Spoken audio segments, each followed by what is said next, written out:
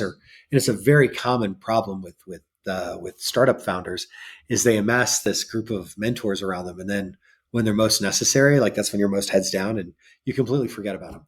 But so I completely forgot about them, and then years later, the company sells, and he winds up getting like $1 million off of the IGN sale, or sorry, off of the GNIP sale, and I never heard from him. Like, never got a thank you, never got anything.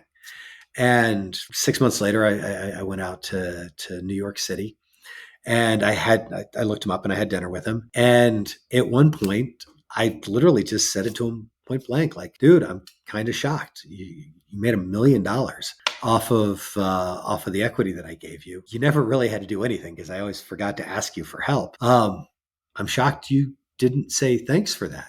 And he looked at me and he goes, I'm sorry. You're right, Eric. That was crappy of me, and I should have done better.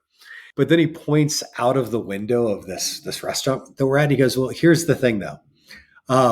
You like paid for a down payment, but Uber paid for, and he points up to like the penthouse of this like 40-story building in downtown New York City. He goes, but Uber paid for that. And I've been distracted. That dude wrote a $5,000 check as part of Uber's first round of financing and walked away with $25 million.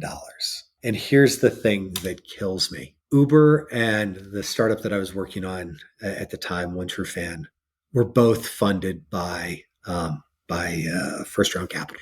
And there were plenty of weeks where here, right in these desks, this is One True Fan. And in these desks right next to us was Garrett Camp and the early, like, 7-person Uber team. I had every chance, every opportunity to look at Uber and say, maybe I should learn more about that. Maybe I should, write a check.